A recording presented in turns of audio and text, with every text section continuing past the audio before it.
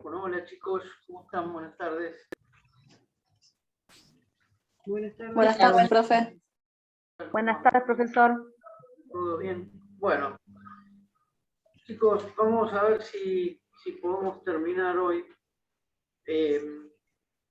Bueno, habíamos estado hablando en la clase pasada de los distintos procesos de conocimiento.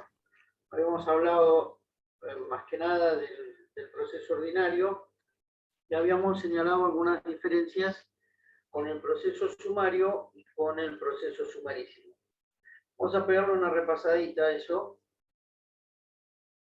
Recuerden que estaba la planillita esa, o el paper ese de las diferencias de los procesos.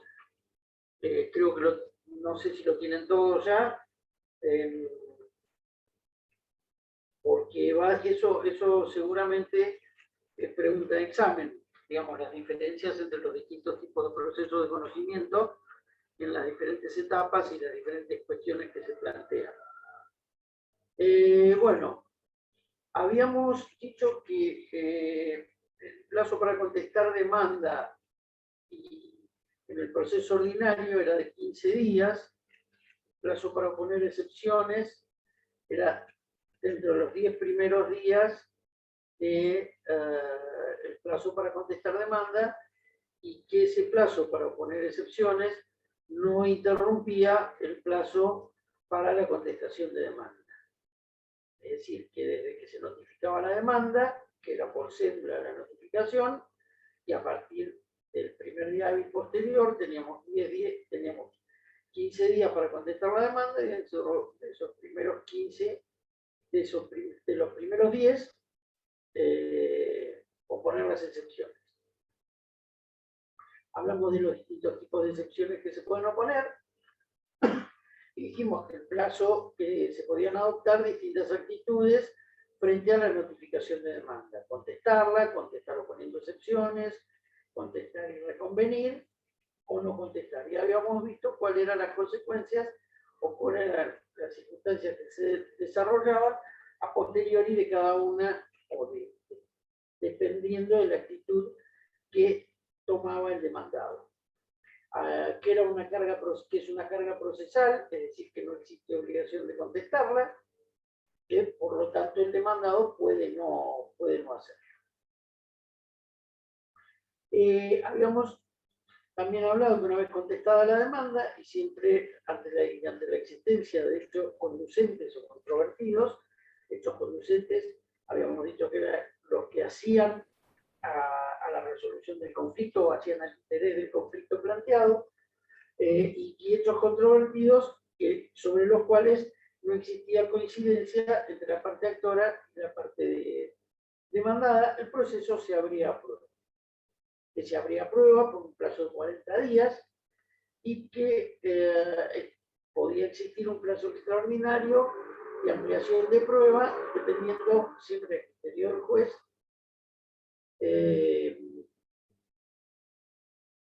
y según fuera país limítrofe o país no limítrofe el lugar donde se debiera producir la prueba. Pero no importa, esto no hace mucho la contestación.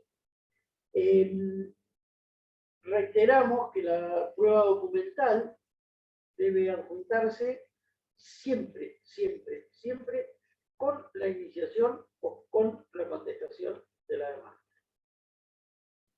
El plazo para apertura de prueba, el plazo de prueba en el proceso ordinario es de 40 días, ya lo dijimos, y el plazo para ofrecer la prueba es dentro de los 10 primeros días de los 40 del término para desarrollar la prueba.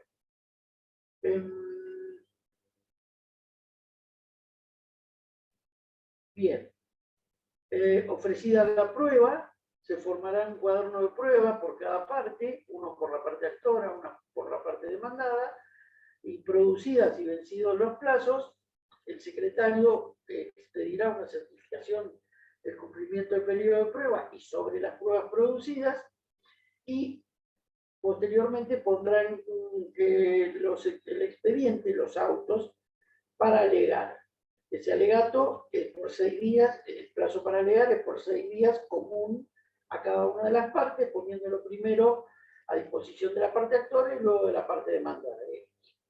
Señalando que la parte demandada, por más que alegara el segundo término, o el segundo término sí, no tenía a la vista el alegato de la parte actora, por lo tanto, no iba a saber qué era lo que había dicho la parte actora. Se alegaba o se alega siempre sobre los hechos, ¿sí? Sobre la prueba producida.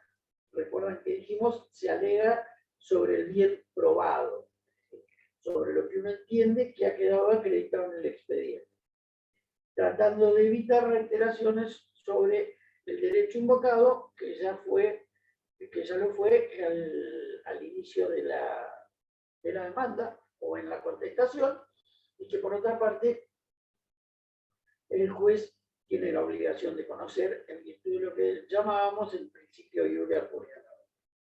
Bien, otra de las características y diferencias que hay es respecto de algunas de las pruebas. Por ejemplo, respecto a los peritos, en el proceso ordinario pueden existir hasta 3, uno por cada una de las partes y uno propuesto por el juez, salvo que hubiera acuerdo de las partes y se propusiera uno solo o estuvieran de acuerdo en el designado por el juez. Los testigos en el proceso ordinario pueden ofrecerse hasta 12 testigos, artículo 428. Las audiencias deben ser concentradas y dentro del plazo previsto para la producción de la prueba. Bien, entonces, una vez dicho esto y llamado autos para sentencia, se concluye la etapa probatoria y finaliza todo tipo de discusión respecto de lo planteado por las partes. No se pueden presentar más escritos, no puede ofrecerse nueva prueba, y habíamos dicho que existía una sola excepción, que era la que está contemplada en el artículo 36 del Código de Procedimiento Civil, que era de acuerdo a las facultades instructorias que tenía el juez, que podía retirar o suspender auto para sentencia, producir la prueba que estimaba pertinente y después volver o retornar los autos para sentencia. El plazo para dictar sentencia en el proceso ordinario es de 40 días, según se trate de juez unipersonal, o de 60 días si se trata de tribunal colegiado. Y las sentencias definitivas, las sentencias interlocutorias, tanto los despachos simples como que causen gravamen irreparable, son susceptibles de vía de recurso de apelación. Bien, dicho esto, entramos un poco en el proceso sumario. El plazo para contestar la demanda en el proceso sumario, de acuerdo al artículo 484, es de 10 días desde la notificación de la demanda. Las excepciones deben interponerse conjuntamente con la contestación de demanda. ¿Sí? Diferencia con el proceso ordinario. En el proceso ordinario, se acuerdan que teníamos 10 días dentro de los 15. En el proceso sumario se oponen las excepciones conjuntamente con la contestación de demanda. Otra de las diferencias entre el proceso ordinario y el proceso sumario es que la prueba en el proceso sumario, la totalidad de la prueba en el proceso sumario debe ofrecerse con la iniciación o con la contestación de demanda. En el proceso ordinario, recuerden que se ofrecía únicamente la documental y el resto de la prueba dentro de los 10 primeros días de los 40 previstos para el desarrollo de la prueba. En esto se ofrece conjuntamente con la iniciación o con la contestación de demanda. Prueba documental, prueba pericial, prueba testimonial, prueba informativa, todo con la iniciación o con la contestación de demanda. Gran diferencia, una de las grandes diferencias con el proceso ordinario. En el proceso sumario no se promueven o no se realizan cuadernos de prueba. ¿No? Es decir, no hay cuadernos de pruebas. En contraposición al proceso ordinario, que hay un cuaderno de prueba actora y un cuaderno de prueba demanda. El periodo de prueba lo fija el juez. En el proceso ordinario de 40 días, en el sumario lo fija el juez. Respecto a los testigos, que en el proceso ordinario pueden ser hasta 12, en el proceso sumario pueden ser hasta 5.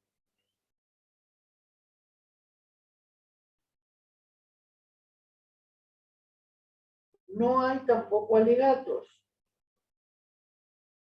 en el proceso sumario. Las sentencias deben ser dictadas dentro de los 30 días si se trata de tribunal de juzgado unipersonal o de 50 días si se trata de tribunal colegiado.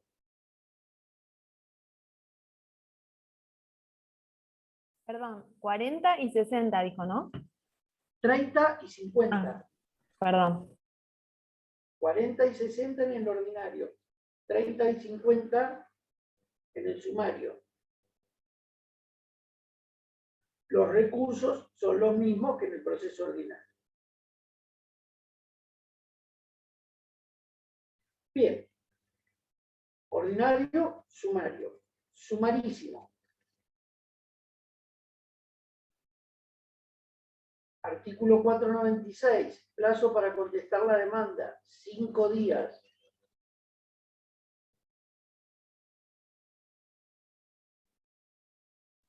No hay excepciones de previo y especial pronunciamiento.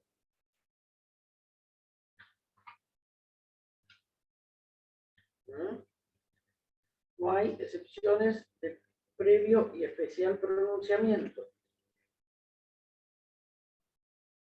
El plazo de prueba lo determina el juez.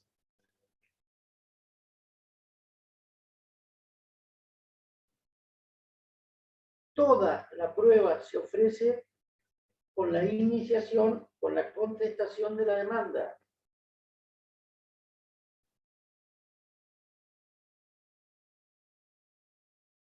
La vista de causa, es decir, las audiencias de testigos y deposiciones, se fijan o las fija el juez dentro de los 10 días de contestada la demanda o vencido el plazo para contestarla.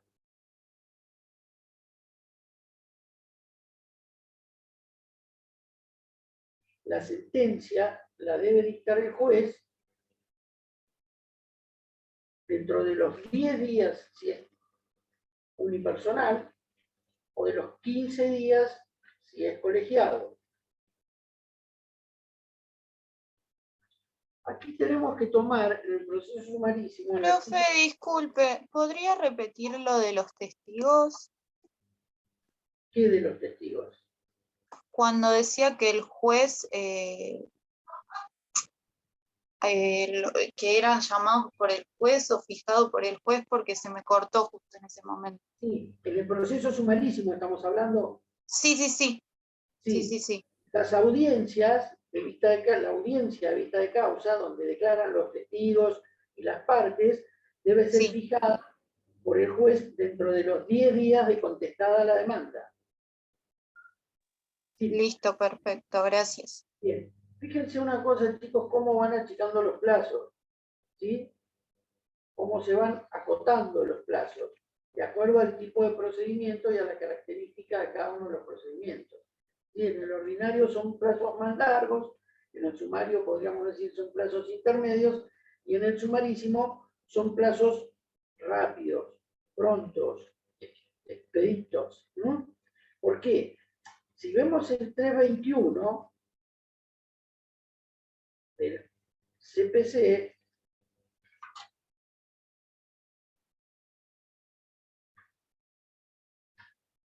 nos dice cuándo será aplicable el procedimiento sumarísimo. ¿No? Inciso primero, cuando se reclamase contra un acto o omisión de un particular que en forma actual o inminente lesione, restrinja, altere o amenace con arbitrariedad o ilegalidad manifiesta algún derecho o garantía explícita o implícitamente reconocida por la Constitución Nacional o de esta provincia, siempre que fuera necesaria la reparación urgente del perjuicio o la cesación inmediata de los efectos del acto, y la cuestión, por su naturaleza, no deba sustanciarse por alguno de los procesos establecidos por este Código. ¿No? Después, en los demás casos previstos por el Código.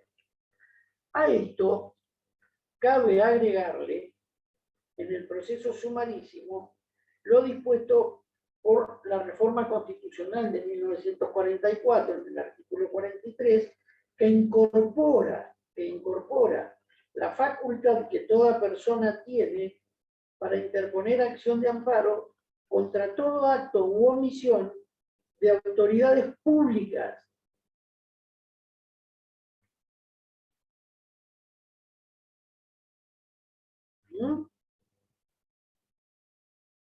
con el mismo criterio, que lesione, restrinja, altere, es decir, que no solo contra actos de particulares, sino también con actos de autoridades públicas.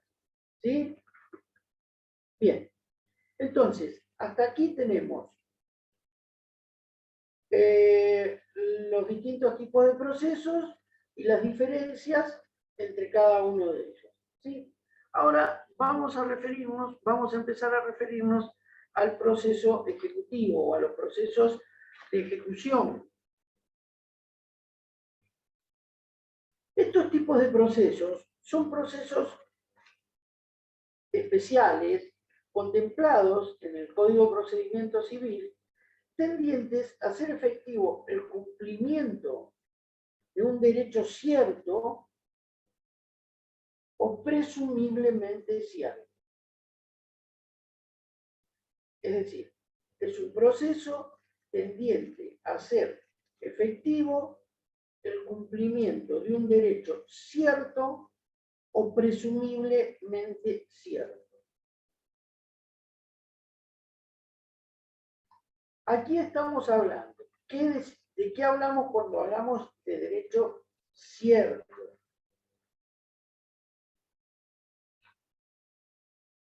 De una sentencia de condena.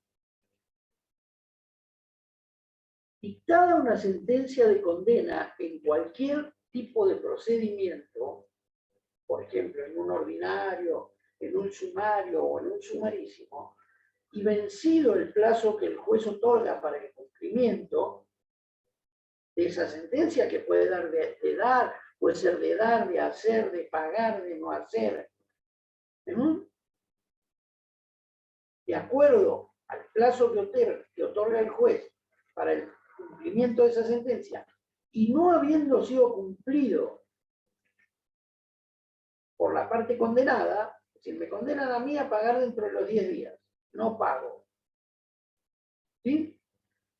Entonces, inicio un proceso que se llama de ejecución de sentencia, contemplado en el artículo 497 en adelante del CPC.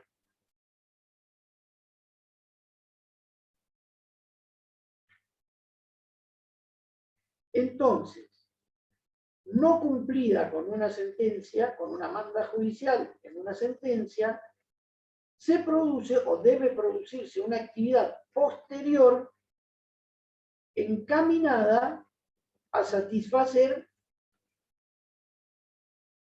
el interés del vencedor en esa sentencia que fue dictada. En consecuencia, se abre lo que se llama un proceso de ejecución. Un proceso de ejecución de sentencia para hacer efectiva esa condena.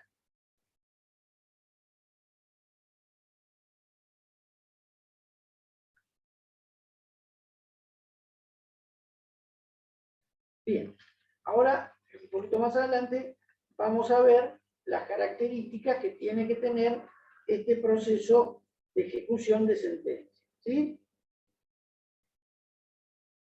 Pero también existen títulos presumiblemente ciertos. Títulos ejecutivos extrajudiciales, a los que la ley dota de ejecutividad, de ejecutoriedad. ¿Sí? Entonces, vamos a tener ejecuciones o títulos ejecutivos judiciales, las sentencias, y títulos ejecutivos extrajudiciales. Esos títulos extrajudiciales pueden ser convencionales, que son los que la ley menciona como tales, o pueden ser administrativos.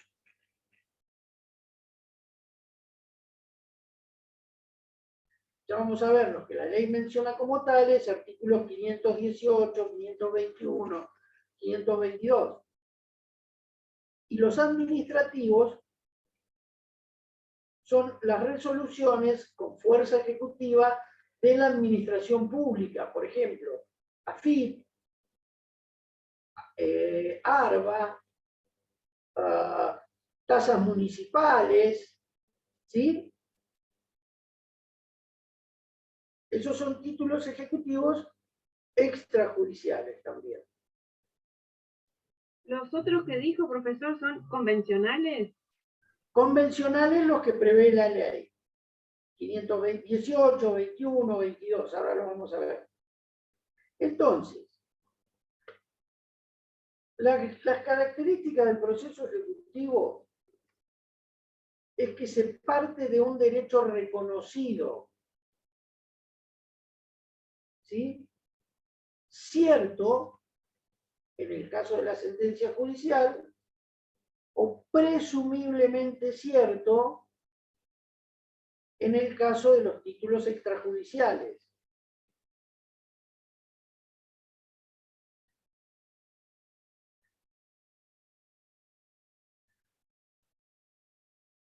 Entre las características de los títulos de los procesos ejecutivos están la de que no se puede articular defensa que se relacione con la existencia o con la legitimidad del crédito reconocido. Es decir, tienen o parten del principio del contradictorio limitado. ¿Sí? ¿Se acuerdan cuando hablamos de los procesos de conocimiento que dijimos que el principio era del contradictorio ilimitado, que se podía discutir todo? Causa, consecuencias, hechos. En los procesos de conocimiento se puede discutir todo, no hay límite para el debate. En el proceso de ejecución, el contradictorio es limitado. Y la materia litigiosa, es decir, sobre lo que se va a litigar, es sobre la validez o sobre la eficacia del título.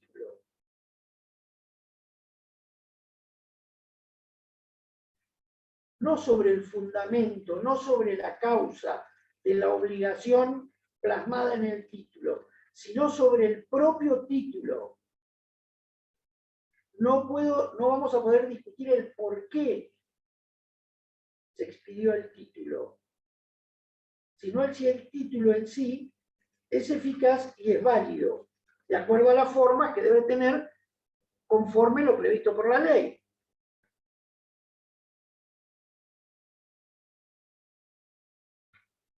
Otra de las características en este tipo de procesos es que el título debe bastarse a sí mismo.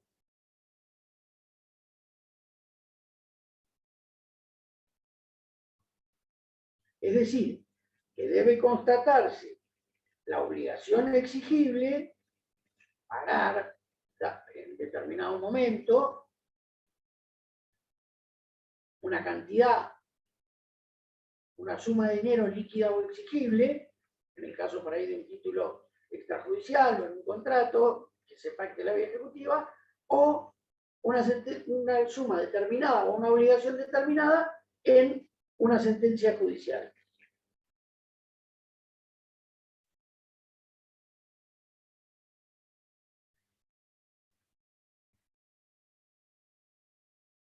Bien, además debe cumplir con los requisitos previstos para cada acción. ¿Se acuerdan? El tema del nombre, el domicilio, todo lo que hacía a la iniciación de ese tipo Perdón, de proceso. Entonces, ¿serían los requisitos del 330 a los que te referís? los requisitos del 330, pero con las limitaciones previstas en el título. Es decir, vos no vas a tener que expresar, porque acá tenés que el título se tiene que valer por sí mismo. Entonces vos no vas a expresar causa, vas a expresar el objeto y vas a decir que venís a ejecutar el pagaré que tenés, la sentencia que dictó el juez. ¿Sí? Entonces, tenemos que los procesos ejecutivos son procesos tendientes a hacer efectivo el cumplimiento de una obligación documentada en una sentencia judicial o en alguno de los títulos extrajudiciales dotados de autenticidad por la ley.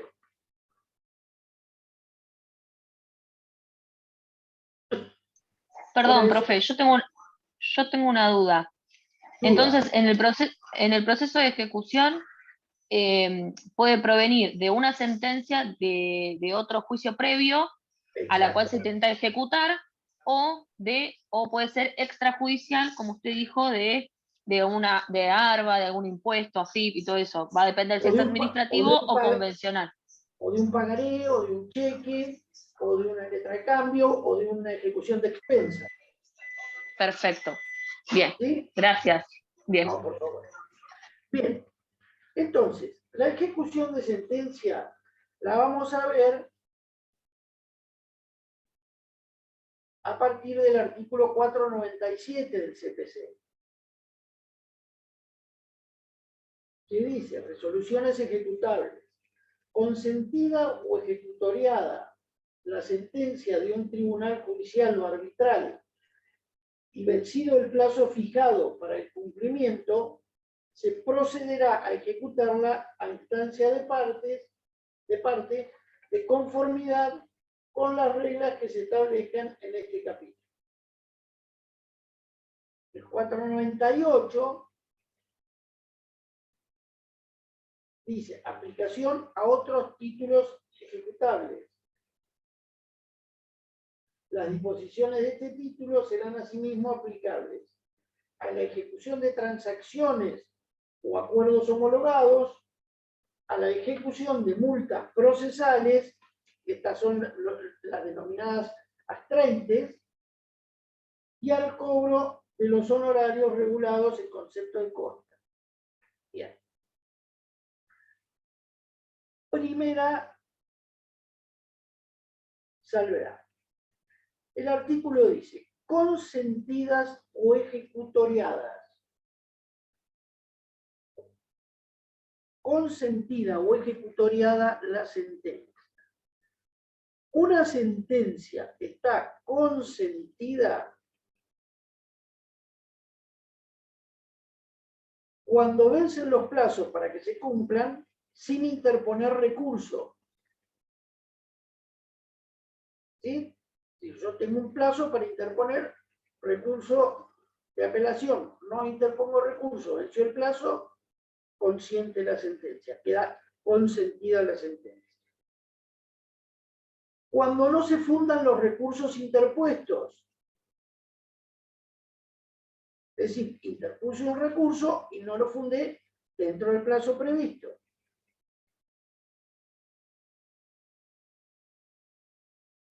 O cuando se decreta la caducidad en la segunda instancia. Interpuse el recurso, lo fundé pero no lo impulsé, me decretan la caducidad. ¿Sí? En la segunda instancia. Entonces, la sentencia queda consentida cuando vencen los plazos sin interponer recursos, cuando no se fundan los recursos o cuando se decreta la caducidad en la segunda instancia. Y una sentencia queda ejecutoriada cuando es confirmada por el Tribunal de Alzada.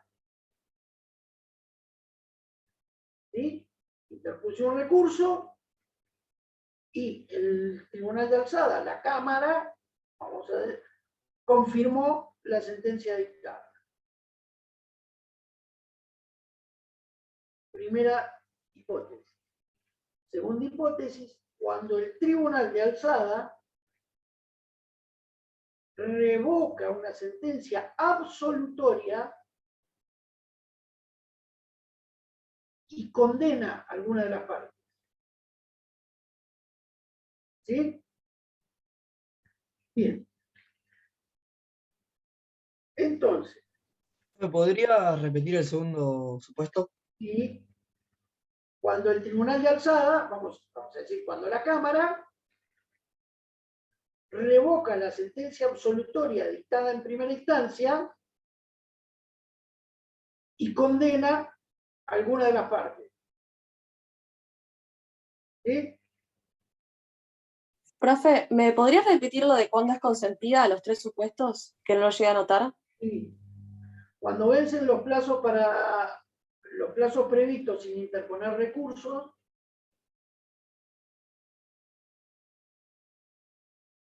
cuando interpuesto el recurso no se funda,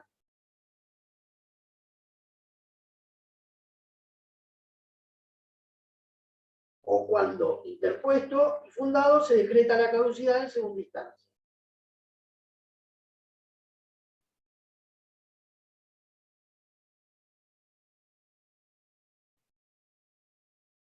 Entonces, estamos ya con el tema de consentida y ejecutoriada, estamos ya que se amplía no solo a las sentencias dictadas por un tribunal o por un juez de primera instancia, sino también a los acuerdos que se homologaron entre las partes, a las multas procesales, abstrentes, y a los honorarios regulados a los abogados en concepto de costo.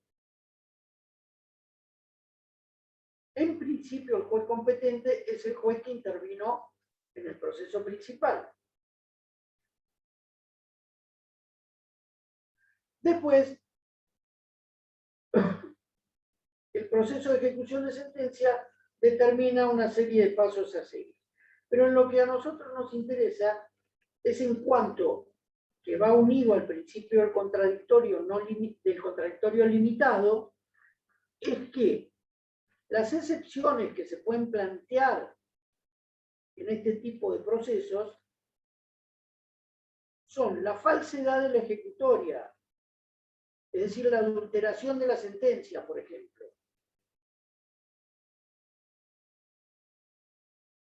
¿Puede repetir, perdón, cómo dijo? La de prescripción, la de pago,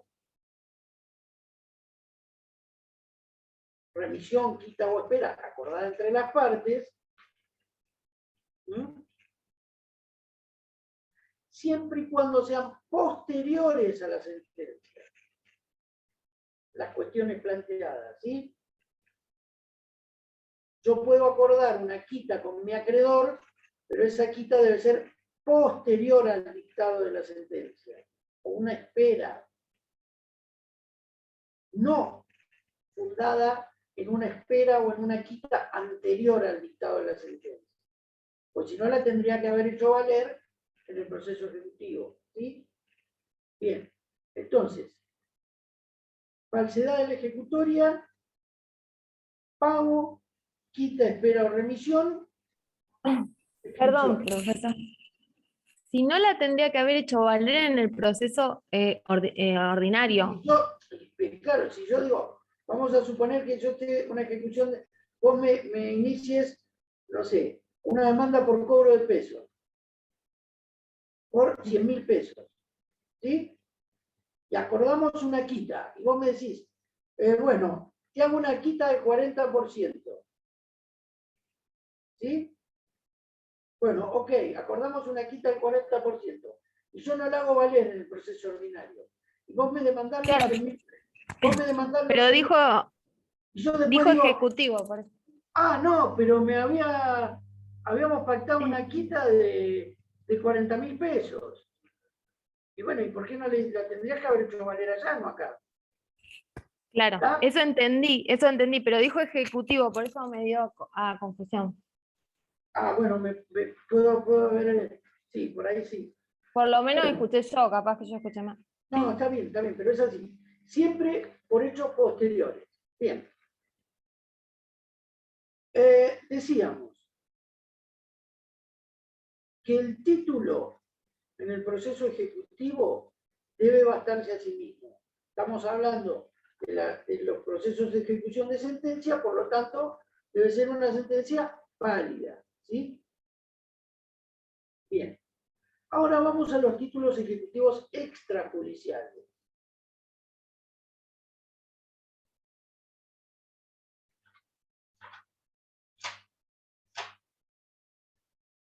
Artículo 518.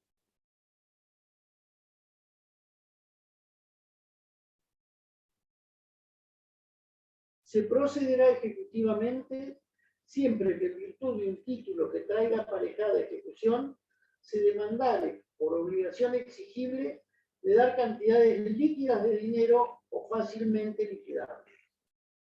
Después sigue el desarrollo del artículo. Bien.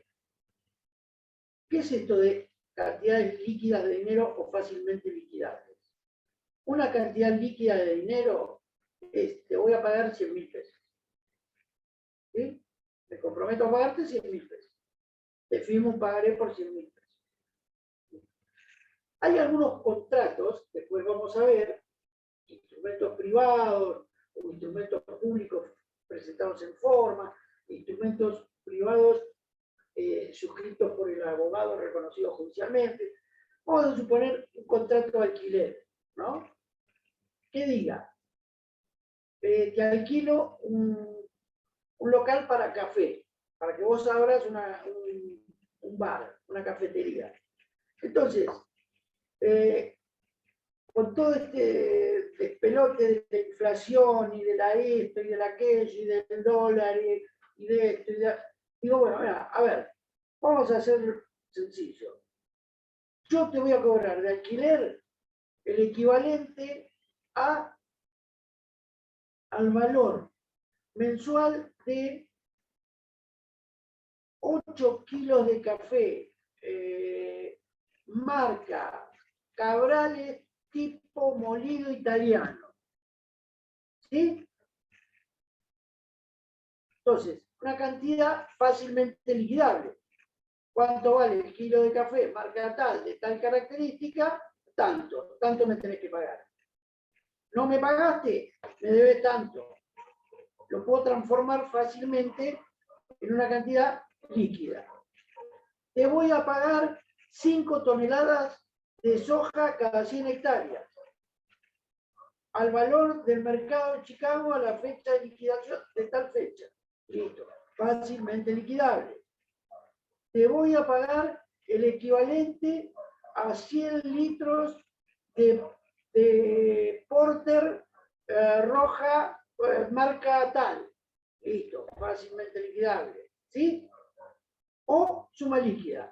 5.000, 10.000, 20.000, 50.000, 100.000. ¿Está? Bien. El título ejecutivo extrajudicial debe bastarse a sí mismo y ser suficiente.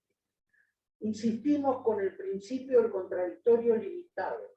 Lo único que vamos a poder discutir en el juicio ejecutivo es la característica, la eficacia y la exigibilidad del título. No vamos a poder discutir la causa. La causa de la obligación. No importa si yo te firmé el pagaré porque vos me tenías que entregar 50 cajones de manzana. Y yo después no te puedo decir, mira, las manzanas que me entregaste estaban podridas, entonces no te las pago. No, listo. El pagaré es válido, el título es válido, es autosuficiente, la causa no la podés discutir. ¿Sí? Bien. Entonces, ¿qué sucede aquí? La estructura varía del proceso. ¿Se acuerdan cuando hablamos de los procesos de conocimiento de las 3 etapas? Bueno, aquí salteamos una etapa. ¿Sí? Porque la primera etapa no la podemos discutir. Partimos de un derecho presumiblemente cierto, al que la ley dota de ejecutoriedad. Entonces la ley dice, si vos tenés un cheque, podés ejecutar. Después veremos por qué. Vamos a ver que se puede revisar la causa en un juicio ordinario posterior, pero después veremos. Ahora, nada. Ahora, el cheque tiene correcta la fecha, tiene la suma en números y en pesos, tiene la firma, ya está. Eso es lo único que vos me podés discutir en el cheque. ¿Sí? El pagaré, lo único que vos me podés discutir. El 521 nos habla de cuáles son los títulos ejecutivos que traen aparejada ejecución. Instrumento público presentado en forma. Instrumento privado suscrito por el obligado, reconocido judicialmente o cuya firma estuviese certificada por escribano con intervención del obligado y registrada la certificación en el protocolo. Confesión de deuda líquida y exigible prestada ante el juez competente. Cuenta aprobada o reconocida como consecuencia del proceso establecido, el procedimiento establecido en el 523, medida preliminar. Letra de cambio, factura conformada, vale, pagaré, cheque o constancia de saldo de deudor de cuenta corriente bancaria. Crédito por alquileres o arrendamientos de inmuebles. Deudas, demás títulos que tuvieran aparejada fuerza ejecutiva. 522, crédito por expensas comunes. ¿Sí? Estos son los títulos a los cuales la ley dota de ejecutoriedad. ¿Sí? Bien. Entonces, iniciamos el proceso de ejecución de un título. Podemos oponer excepciones. Las excepciones son las previstas en los artículos. En el artículo 542. ¿Cómo se notifica el inicio de un procedimiento, de un proceso ejecutivo extrajudicial? ¿Se acuerda cuando dijimos en los procesos de conocimiento que notificaba por cédula de notificación? Bien, aquí, y que el efecto inmediato que causaba era que se abría la discusión sobre todo lo que se planteaba en el proceso. Bien, aquí el primer efecto que se produce es sobre el patrimonio del deudor. ¿Sí? A través de lo que vamos a ver que se llama una medida cautelar. Entonces, la notificación de este tipo de procesos se hace mediante lo que se llama mandamiento. Mandamiento de intimación de pago y embargo.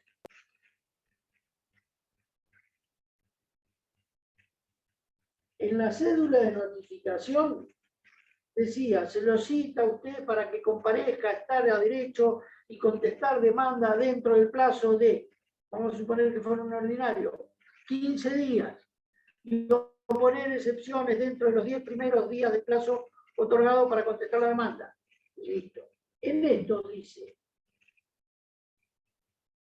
se lo intima a usted para que dé y pague la suma de tantos pesos y comparezca estar a derecho dentro del plazo de 5 días. El defecto de pago se autoriza a trabar embargo o una otra medida cautelar sobre bienes del deudor hasta cubrir la suma reclamada. Entonces, yo voy con el, lo hace no un oficial notificador, sino un oficial de justicia. Va el abogado o la parte con el oficial de justicia. Le dice, señor Lapadula, tengo una orden judicial para que usted le pague a el señor o a la señora Galván la suma de 100.000 pesos más 50.000 pesos presupuestados para gastos, honorarios y todo. ¿Tiene los 150.000 pesos? ¿Va a pagar? No, no voy a pagar. No los tengo. Muy bien. Tengo que trabar embargo sobre alguno de sus bienes. ¿Sí? Entonces, bien puede trabar embargo, bien puede pedir que se decrete una inhibición general de bienes si no le conoce bienes, bien puede adoptar o solicitar otras de las medidas cautelares previstas por el Código Procesal Civil. Pero, ¿se dan cuenta la diferencia? En uno, le dicen, vengo a notificarlo de esta demanda, tiene 15 días o 10 días para contestar, o 5 días, de acuerdo a lo que sea, el tipo de proceso para contestar. En esta le dicen, vengo a notificarlo de esta demanda. Me ordenan requerirle a usted el pago de una suma de dinero. ¿La va a pagar? Sí, muy bien, tiene la plata. El oficial de justicia, no pasa nunca, ¿no? Por supuesto. El oficial de justicia la lleva al banco o le dice, bueno, pago dentro de los 5 días. Bueno, el abogado dirá trago o no trago embargo. Fenómeno. No paga, trago embargo. ¿Sí? ¿Se dan cuenta la diferencia entre uno y otro? En uno, Perdón, doctor, ¿qué artículo es? ¿Qué artículo es? 518 en adelante.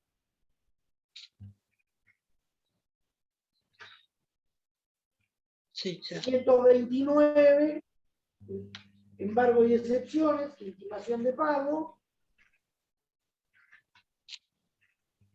540, oposición, intimación de pago y oposición de excepciones. 542, excepciones admisibles. Pero no se metan en esto, chicos, porque el programa no lo pide. Y el tema es que lo que a mí me interesa, o lo que nosotros queremos que vean, es la diferencia entre uno y otro. En uno, te dicen, vení, los de conocimiento, vení, te tenés que presentar a discutir lo que vos quieras acá. Podés discutir lo que vos quieras. No tenés límite para el contradictorio, no tenés límite para la discusión. Y en el Ejecutivo te dicen, mirá, no hay discusión más que sobre el título que te vienen a presentar. ¿Pagás o no pagás? O discutís el título o no podés discutir otra cosa. Sí, recuerden, y esto viene atado con los distintos tipos de cosas juzgadas. En los procesos de conocimiento, ¿se acuerdan que dijimos que la cosa juzgada era material? Es decir, que no se podía volver a discutir en el mismo tema, con el mismo sujeto, objeto y causa, en otro juicio posterior.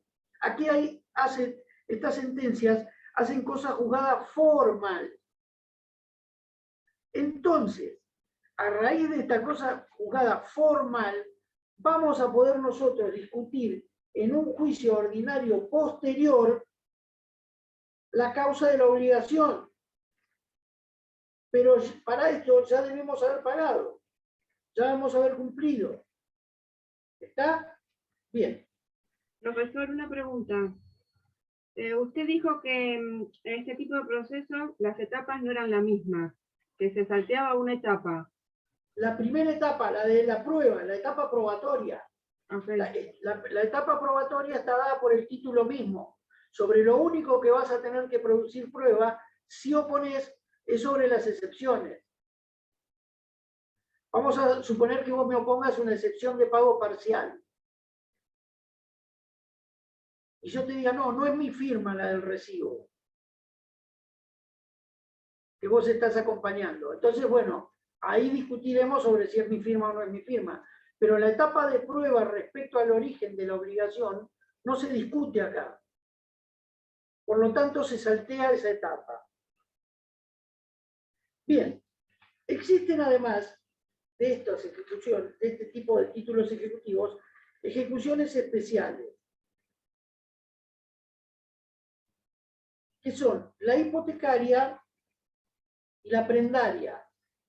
Esto es nada más, lo único que les voy a pedir acá, que de acuerdo a lo que pide el programa, es el concepto.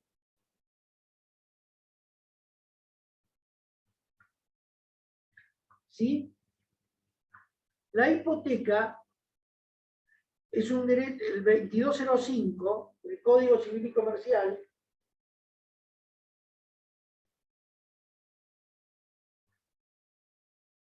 nos dice que la hipoteca es el derecho real de garantía que recae sobre uno o más bienes inmuebles individualizados que continúan en poder del constituyente, es decir, el que constituye la hipoteca, y que otorga al acreedor, ante el cumplimiento del deudor, la facultad de persecución y preferencia para cobrar sobre el producido del crédito. A ver, compramos una casa con hipoteca. Hagamos una parte y sobre el saldo de precio constituimos una hipoteca. Derecho real que recae sobre un bien inmueble determinado. ¿Sí? ¿De qué ventaja le otorga al acreedor? De preferencia, si ese bien debe llevarse a subasta porque no se paga o debe ejecutarse la hipoteca, le otorga derecho de preferencia. Bien. También existe lo que se llama una ejecución prendaria o ejecución de prenda. 2219 del Código Civil y Comercial.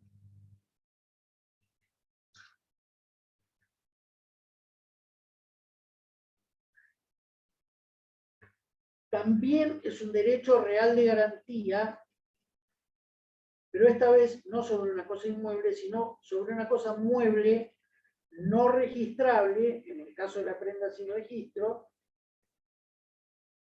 o registrable en el caso de la prenda con registro. El registrable compra un auto con un plan de ahorro. Con un plan de ahorro me constituye una prenda sobre el vehículo. Esa prenda es una prenda con registro, de acuerdo a un decreto 15348 del año 46 que crea la prenda con registro. Lo hago sobre un bien mueble que no sea registrable, también lo puedo hacer. Pero recuerden, la hipoteca es sobre un bien inmueble y la prenda sobre un bien mueble. Son dos ejecuciones especiales previstas en el Código Procedimiento Civil. Bueno, por último, chicos, vamos al proceso sucesorio. Ustedes verán en el programa, yo no me voy a extender mucho sobre el proceso sucesorio, sobre cada uno de ellos, porque el programa a ustedes les pide el concepto de cada uno de ellos. ¿Sí? No les pide desarrollo del proceso sucesorio. ¿No? Entonces,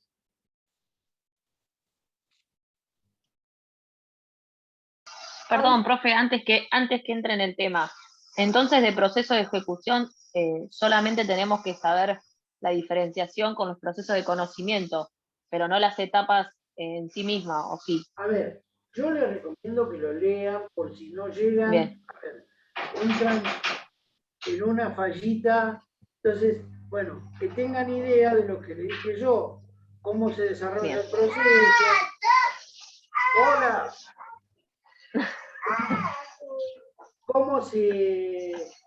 cómo se notifica, eso sí puede ser una pregunta porque es una diferencia. Claro. ¿Sí? Entonces, ¿cómo se notifica un proceso de conocimiento? Mediante cédula de notificación. ¿Cómo un proceso ejecutivo? Mediante mandamiento, intimación de pago y embargo. ¿Qué etapa se saltea del proceso? La probatoria, claro. ¿Sobre qué produce efecto inmediato el proceso ejecutivo? Sobre el patrimonio. Ahora, ¿qué tipo de no te voy a pedir qué tipo de excepciones se pueden plantear en el proceso ejecutivo y cuál es el fundamento de cada una de ellas? Sí, se pueden Bien. plantear excepciones. Sí, Claro. ¿de qué plazo se pueden plantear? 5 días. Sí, el concepto general. ¿Está? Bien, perfecto. Bien.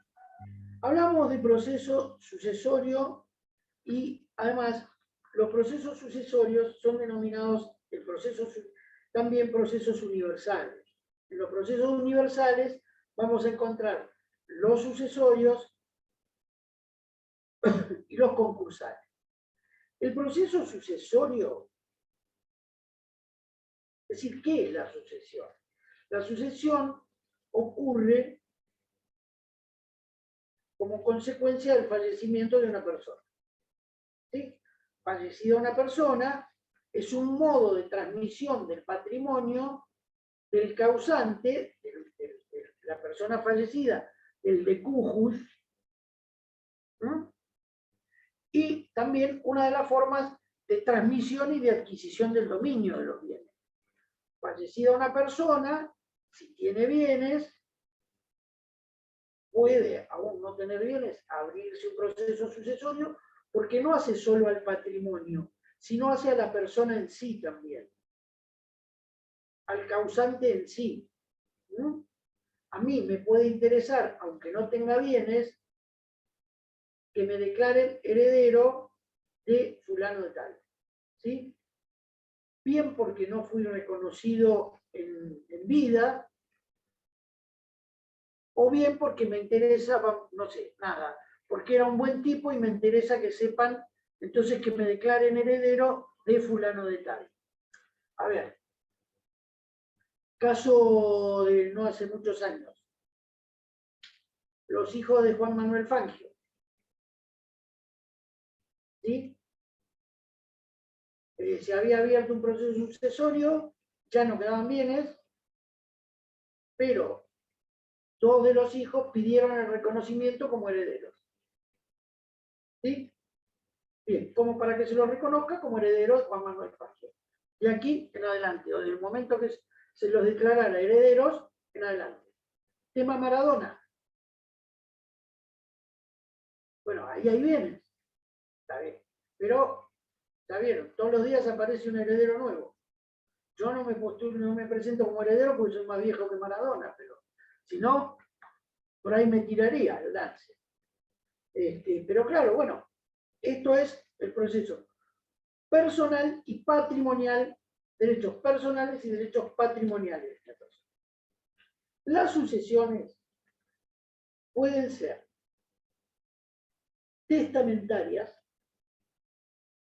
o ab intestato, es decir, sin testamento.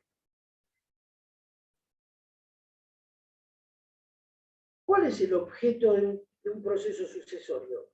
Esto lo vemos en el 2235 del Código Civil y Comercial. Identificar a los sucesores. Determinar el contenido de la herencia, si lo hubiere. Cobrar créditos, si los hubiere. Pagar deudas, legados o cargas. Rendir cuentas. Y entregar los bienes en definitiva del causante, si los hubiere. Entonces, vean que el objeto de la sucesión está contemplado en el 2335.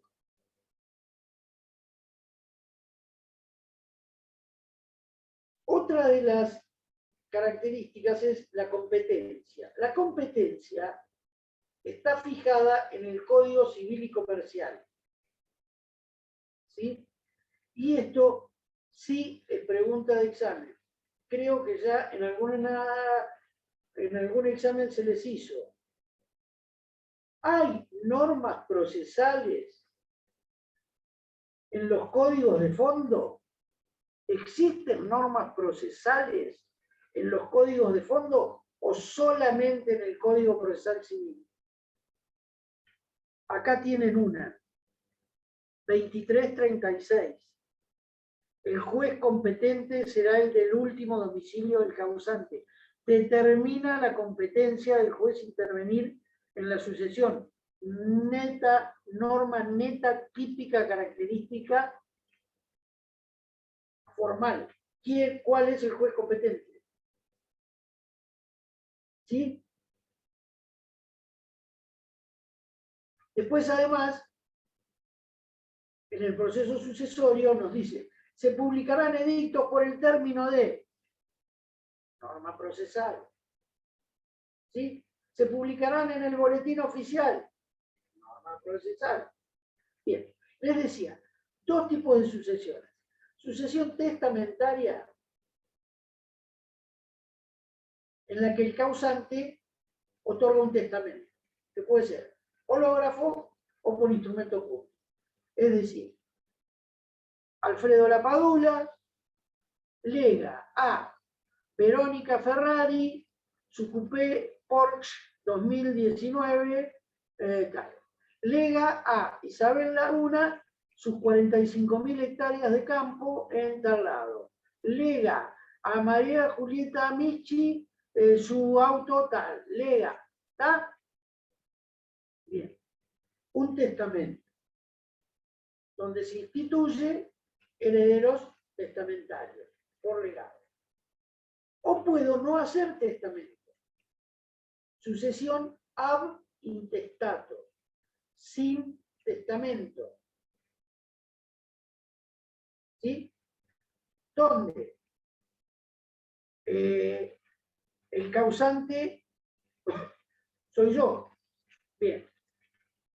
¿Qué tengo? Una casa, un auto y un terreno. Bien. ¿Quiénes son mis herederos? El causante, el esposo, si estoy casado, mi esposa respecto a los bienes propios y mis hijos. Se repartirán entre todos las cosas en su parte correspondiente. ¿Está?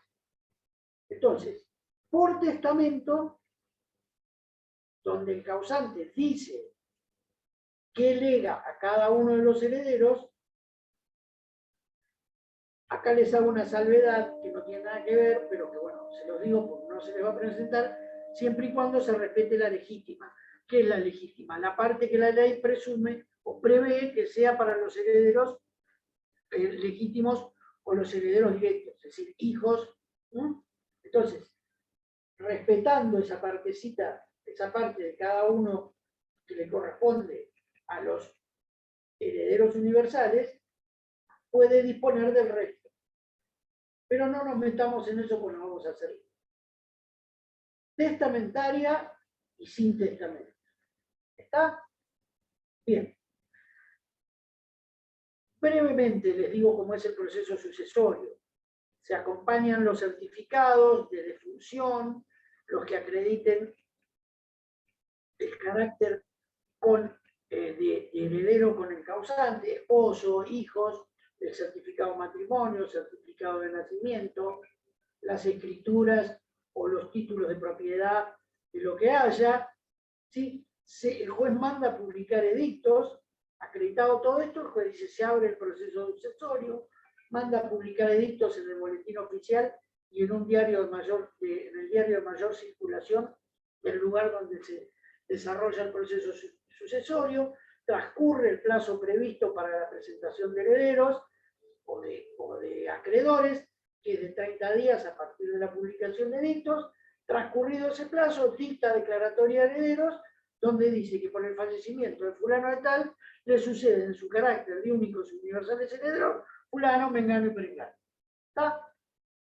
Bien. No hace cosa juzgada material. Queda abierto siempre. Es decir, que por más que no se haya presentado algún heredero, con el tiempo puede presentarse otro que se haya enterado. Lo que sí sucede es que no retrotrae los efectos, ¿sí? Respecto, por ejemplo, de los bienes. Pero bueno, eso es un poco el tema de los procesos sucesorios. Recuerden que cuando hablamos de procesos universales, sucesorios o concursales, se atiende a la totalidad del patrimonio de la persona. En el caso del sucesorio, derechos personales y patrimoniales. Y otra de las características de estos procesos universales es que ejercen lo que se llama fuero de atracción. Todos los procesos que hay contra esas personas, causantes o concursados, deben ocurrir al proceso sucesorio o al proceso concursal. ¿Sí? Fuero de atracción. Bien. Chicos, hasta aquí más o menos los procesos concursales regulados en la ley 24.522, ley de concursos y quiebras. Nada más que eso. Bien. Respecto de los procesos colectivos,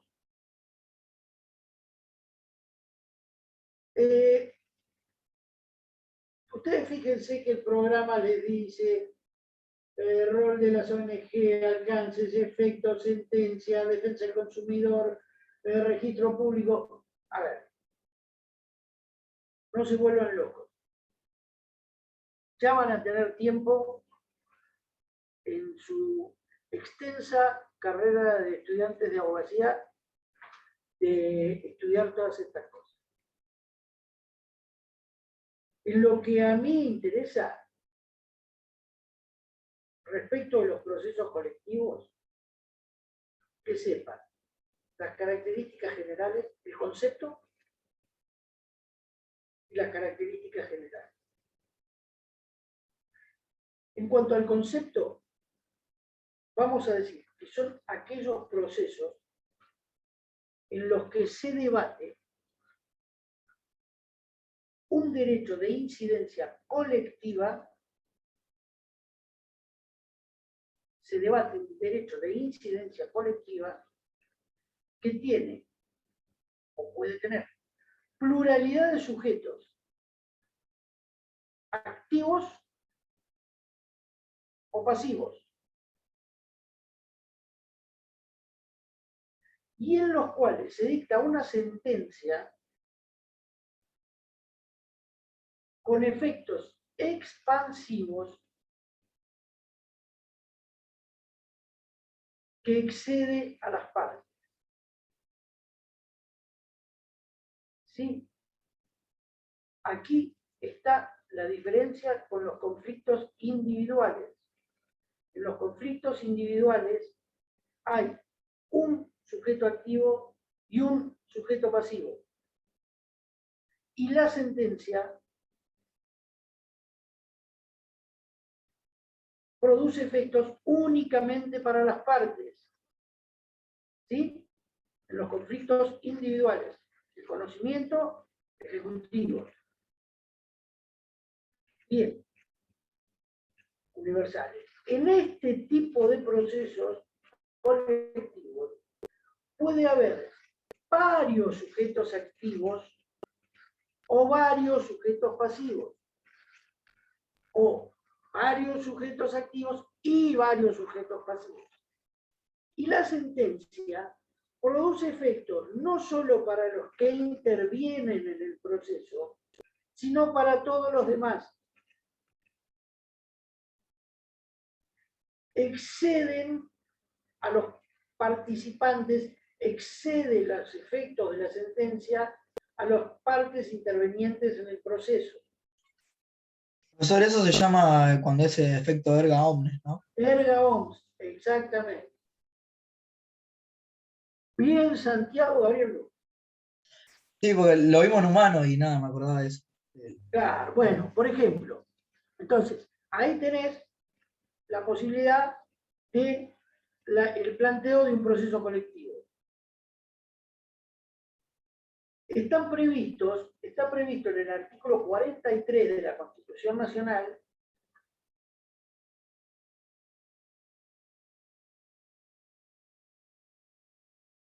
cuando habla del principio de la acción de amparo. El segundo párrafo dice: podrán interponer esta acción contra cualquier forma de discriminación y en lo relativo a los derechos que protegen el medio ambiente, a la competencia, al usuario y al consumidor, así como los derechos de incidencia colectiva en general. El afectado, yo, el defensor del pueblo, las asociaciones que propendan a esos fines, ONGs, sociedades de fomento, registradas conforme a la ley. Toda persona podrá interponer esta acción para tomar conocimiento de los datos de ella referidos, Entonces, los sujetos pueden ser más de uno, activo o pasivo. Y la sentencia causa efectos expansivos, erga omnes. ¿Sí? La Corte de la Nación determinó y clasificó los derechos colectivos a partir del fallo Alavi, que si lo quieren leer no les va a venir mal. ¿Sí?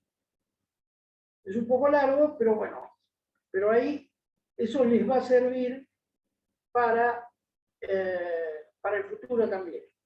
Y después, por acordada 12 del 2016,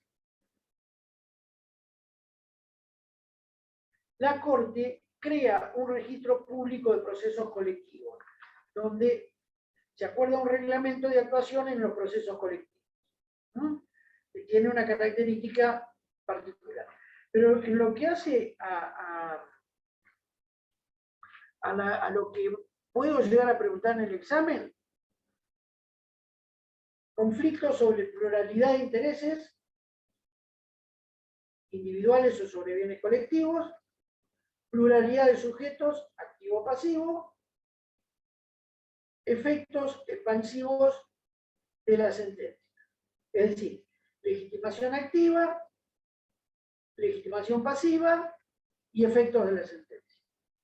¿Está? Perdón, profe, ¿puede repetir el primero? Pluralidad de sujetos, activo o pasivo. En el polo activo o en el polo pasivo, dice Alavi. Pluralidad de partes, un solo representante o varios representantes. Efectos expansivos de la sentencia. Cosa juzgada, efecto expansivo. Cosa juzgada, efecto de la sentencia, error. Bien. Como decía un cómico que, a ver, por las caras, alguno puede llegar a conocer de los que están ahí,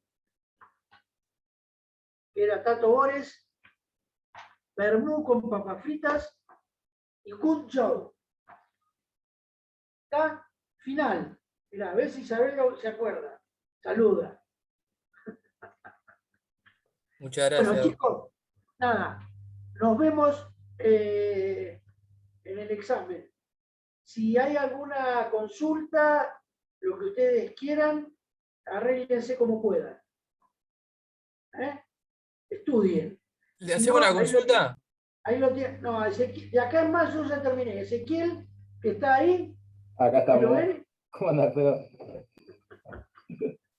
No, sí, ¿alguien que quería preguntar algo? No, le preguntamos a Ezequiel si el viernes vamos a tener clase. Mañana seguramente plenaria sí, pero el viernes. No sé.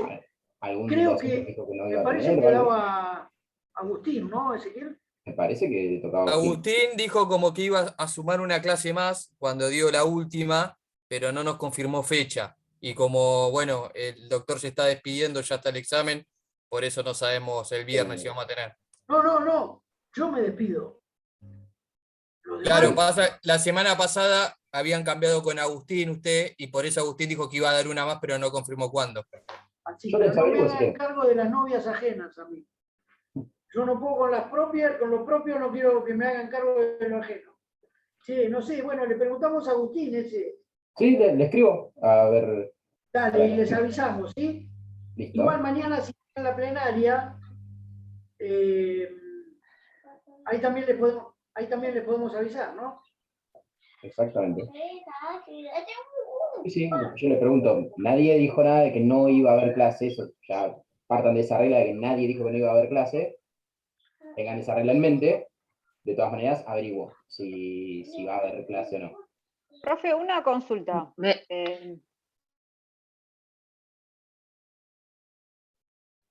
No escucho. Sí, quería hacer una consulta. La fecha del parcial entonces es el 1 de diciembre. Ya está confirmado. ¿Vos te acordás ese?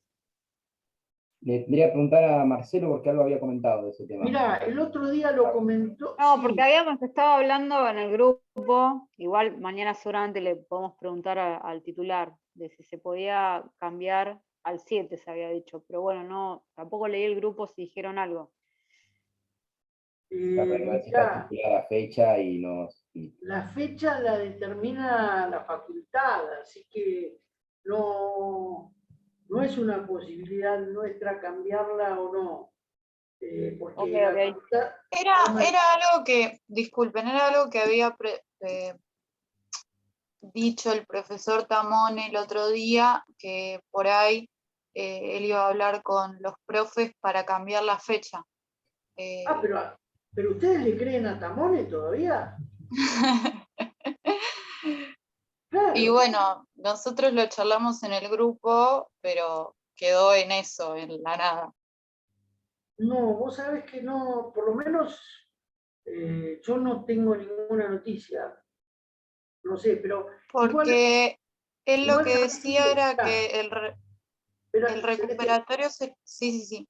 No, te iba a decir, igual sabes que entre mañana y el viernes lo charlamos y lo cerramos, porque si mañana en la plenaria, por ahí ya se les confirma, o en última instancia el viernes.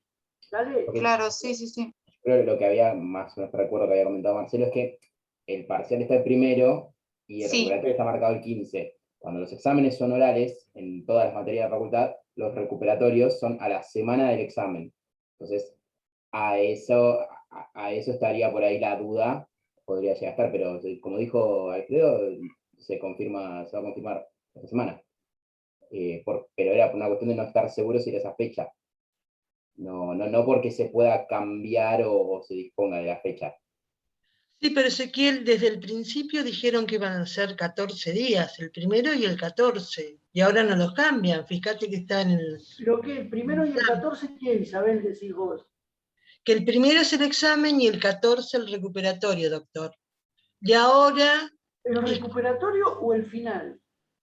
De recuperatorio del final. Este es un parcial, ¿verdad?